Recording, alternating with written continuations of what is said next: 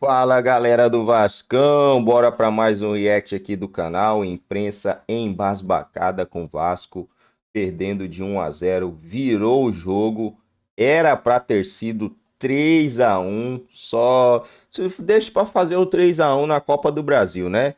No Brasileirão, o que importa é o meio a zero. 3 pontinhos na conta, tá valendo. O Vasco fez um jogo meio fraco, mas de eficiência. Então eu prefiro que faça um jogo meio fraco, mas que seja eficiente na hora de fazer o gol. Se o Vasco fizer isso aí, 3-1, 2-0 no primeiro jogo da Copa do Brasil, tá classificado, cara. 2-0 tá classificado. O Atlético Paranaense acho que não consegue reverter uma situação de 2 gols de diferença.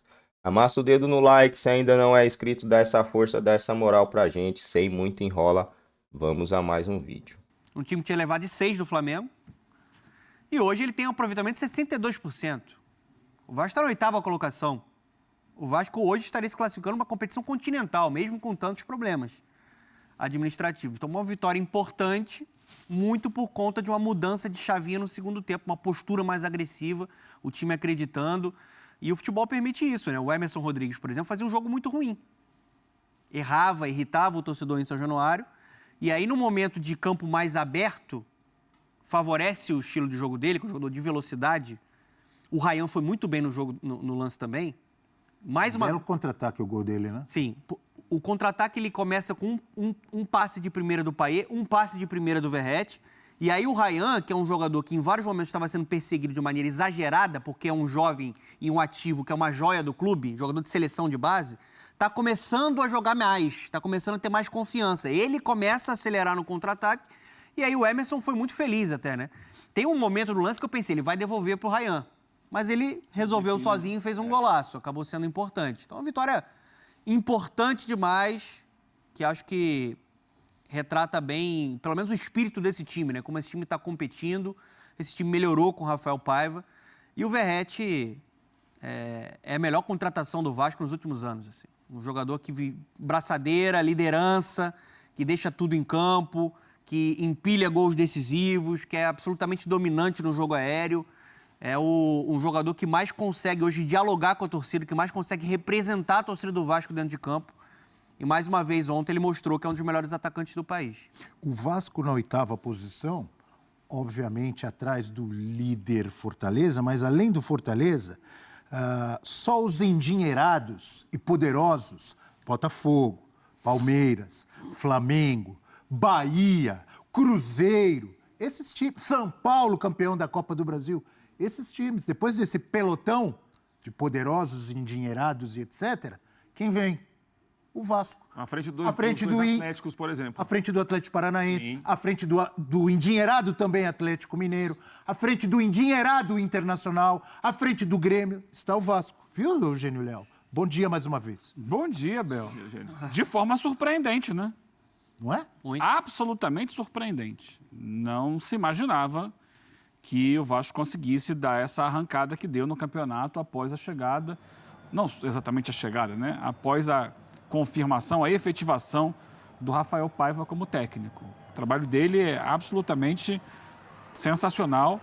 Acho que o trabalho dele, imagino, né, esteja sendo acompanhado por um trabalho interno também do Pedrinho e de sua equipe administrativa, no sentido de proporcionar um ambiente interno para o elenco de mais equilíbrio, de melhor convivência, e isso se reflete em campo, né? O time não é um time com uma proposta tática inovadora, diferente, né? É um time de muita luta, um time que continua usando muito o Verratti como praticamente, né, uma das poucas opções de ataque, o tempo inteiro buscando cruzamento para ele, mas tem dado certo. Time que luta muito, se esforça bastante e que está conseguindo resultados. Tem uma organização e se prende a essa organização e dentro disso está conseguindo uma evolução, assim, repito, inimaginada diante do que era o início de competição do Vasco. Jogo de ontem tem momentos e momentos, né? O Vasco começa dando a bola para o Atlético. Sim. Né? Marcando a partir do meio de campo, deixando esses 3 zagueiros do Atlético saírem. E aí o Atlético tinha um movimento que funcionou várias vezes, que era o Canóbio saindo da esquerda, indo para o meio, se desmarcando para receber esse passe. E a partir do momento que ele recebe o passe na intermediária de ataque, tem a liberdade para se associar ali. Nicão bem no primeiro tempo. Com o Nicão pela direita, com o Mastriani no ataque. E algumas jogadas foram acontecendo ali, algumas situações para o Atlético. Até que sai o gol. Já foi colocado aqui pelo Donana, com muita propriedade. O Vasco tem sofrido gols assim, né, de adversários trocando passes na intermediária e chutando da meia-lua ali, da região da meia-lua. Acho que não está conseguindo marcar bem essa troca de passes. Só que o que muda, eu acho que a mudança inicial ainda é no primeiro tempo. Logo depois do gol, o Vasco muda a sua marcação. Ele passa a marcar mais alto. Mais agressivo, né? Ele sobe essa marcação, vai lá apertar o goleiro, apertar esses 3 zagueiros e começa a dificultar o jogo do Atlético. E aí, no intervalo, a mudança tática, que não é a simples saída do Adson para a entrada do Ryan, não. É porque o Ryan não faz o que estava fazendo o Adson. O Ryan vem mais por dentro e o Vasco começa a liberar o Paulo Henrique para fazer a ponta direita. Então, ele libera o Paulo Henrique, segura um pouco mais um dos volantes para tentar ter um equilíbrio ali defensivo. E o Paulo Henrique chegando pela direita, o Piton chegando pela esquerda, às vezes com o Emerson, o Vasco começa a gerar jogo. Só que é um jogo muito aberto. Não era um jogo controlado. Em momento nenhum, o Vasco controlou o jogo. No primeiro tempo, o Atlético controlou até fazer o gol. Depois ficou um jogo de troca, de ida e volta. Eu ataco, mas você vai me atacar. Tanto que o Atlético, no segundo tempo, teve também 2 ou 3 situações ali de contra-ataque, porque o Vasco ia. Ficou aquele jogo com o meio-campo despovoado. É ataque para cá, ataque para lá. E nisso o Vasco achou os seus gols, né? Um contra-ataque, já descrito aqui, né? Muito bem feito, com o Emerson tendo o campo para explorar. E ele foi muito bem na exploração, né? Em transição rápida. Tinha marcação, ele iludiu ali o marcador e deu um tapa bonito para fazer o gol de empate. E depois ele sai. Olha só como é que é a questão, né? O Leandrinho, ele entra como ponta esquerda. Sim, avançado. Porque o Piton continua no jogo. Esse é o gol de empate. Esse é o gol de empate. Na verdade, quem toca na bola que faz ela chegar ao Emerson é o jogador do próprio... O Thiago Heleno ficou em dúvida se ele saía para evitar o chute do Emerson ou se ele ficasse no meio do caminho, porque o Emerson tinha a opção de tocar pro Ryan, né? Mas ele balançou. Muito mérito do Vasco. Ele balançou o corpo ali bonito para iludir a marcação. Vários jogadores do Atlético Paranaense também pediram ali um motorista de aplicativo para voltar, difícil, né? Foi puxado. Botaram de táxi, né? Uma jogada de alta velocidade. Tava difícil. O jogo estava assim, o Atlético também teve suas oportunidades ali de Olha contra-ataque. os caras do Atlético Paranaense. Não, a subida ficou difícil. Na descida estava todo mundo, na subida estava mais difícil para acompanhar. O Thiago Heleno já é um veterano, né? Então, a velocidade... Eu achei que ele foi o menos culpado. Eu tô falando dos outros que demoraram para voltar. E aí o Vasco, nessa de ficar buscando o cruzamento, teve o gol anulado. Eu concordo com o Prates, acho que o Verratti, ele participa da jogada no momento em que o Thiago Heleno sobe para disputar com ele. Ah, mas ele não subiu, mas o Thiago sobe e a cabeçada para trás é justamente porque tinha o Verratti ali. Então, o gol anulado, só que no final sai o gol. O Leandrinho tinha acabado de entrar e ele explora a velocidade, era o jogador mais fresco no jogo. Tem o espaço, o Payet faz o passe para ele vai lá. E aí, no alto, o Verratti realmente é impressionante. Faz o gol da vitória do Vasco. Foi um bom jogo de futebol, agradável para se assistir. Né? Um jogo movimentado, com alternativas. E que, no final das contas, é uma prévia do que vem aí na Copa do Brasil. Né? Foi importante para a classificação do Campeonato Brasileiro. O Vasco pulou para o 8º lugar. Uma posição sensacional, porque o Vasco tem de investimento, de realidade hoje. Mas, e aí? Copa do Brasil. Quinta-feira já começa a luta por uma vaga na semifinal, no mesmo estádio, com os mesmos times. E a gente vai ver na quinta-feira a repercussão do jogo de ontem. Da confusão no final. Não estou falando a confusão é um capítulo separado para mim. Estou falando em termos de organização das equipes, né, do que os técnicos viram no jogo de ontem, que eles podem tentar melhorar, ou que eles podem tentar explorar do time adversário. Opa, tem essa situação aqui, aquela situação, tem que evitar que aconteça dessa forma, posso tentar fazer assim.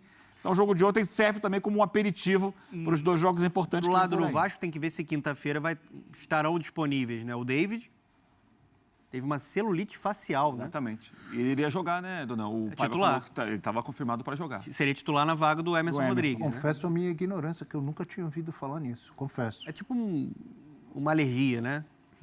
tem que ser tratada ali, mas em breve deve estar de volta aí o David. E o Coutinho pegou Covid, né? Já estava pronto para retornar, tem que ver se ele vai estar disponível, vai estar pronto para o jogo de quinta-feira pela Copa do Brasil. Enquete. Pergunta, dúvida. Atenção, torcedor do São Paulo, do Tricolor. Atenção, torcedor do Fortaleza. Bom, galera, é isso aí, rapaziada. Não sabia dessa parada do convite aí, né, cara? Complicado, né? O Vasco vem de 6 jogos sem perder. 6 jogos sem perder. O Coutinho não tá fazendo muita falta, mas é bom tê-lo, né? É bom tê-lo. Infelizmente se lesionou no momento em que o time precisaria dele, ele precisaria de pegar ritmo. Acho que a probabilidade do Coutinho jogar a Copa do Brasil seria muito pequena, tendo em vista aí a necessidade de ter jogador inteiro, de não poder testar, não poder fazer testes, né? Nessa altura do campeonato. Vamos torcer para que o Vasco consiga desempenhar um futebolzinho melhor do que esse apresentado aí no primeiro jogo, né? Não é o primeiro jogo da Copa do Brasil, mas é o primeiro jogo entre as duas equipes. Tomara que o Vasco consiga desempenhar um futebol legalzinho e que a gente consiga ver o Vasco classificado para a semifinal da Copa do Brasil, um passo de cada vez. Do outro lado a gente vai ter o São Paulo ou o Atlético Mineiro. São favoritos. O Vasco não entra com essa carga de ter que se classificar diante dessas duas equipes, mas diante do Atlético Paranaense, pelo futebol jogado hoje das duas equipes, o Vasco, para mim, é favorito para se classificar no confronto. Inclusive, o Vasco tem condições de vencer o Atlético Paranaense fora de casa. Porque você tá maluco? É difícil vencer na Arena da Baixada. Arena da Baixada mudou o nome lá, né? Mas, cara, se a gente for olhar aqui o tanto de derrota, ó, que o Atlético Paranaense sofreu jogando em seu mando de campo, vamos dar uma olhada aqui, ó. É muita derrota, cara. Ó, já perdeu, acabou de perder pro Juventude 2-1.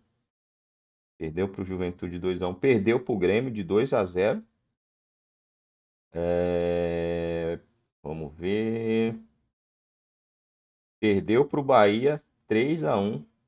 Perdeu pro São Paulo, isso em seguida, tá? 2-1. Tudo em casa, são jogos em casa. Empatou com o Corinthians 1-1. Empatou com o Flamengo em 1-1 também. Parece que esse aqui até o Flamengo tava ganhando. Ah, não. O Flamengo empatou no último minuto, né? Esse jogo aqui. Perdeu pro Ameliano. Isso seguido.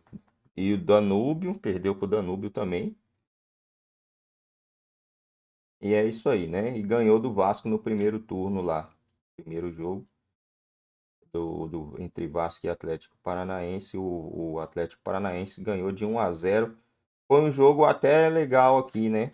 Eu lembro que foi um jogo até um pouco legal para o Vasco. Poderia ter empatado o jogo, teve a chance, mas não conseguiu. Então, o Vasco tem sim, na minha visão, condição de vencer as duas partidas aí e se classificar às semifinais da Copa do Brasil.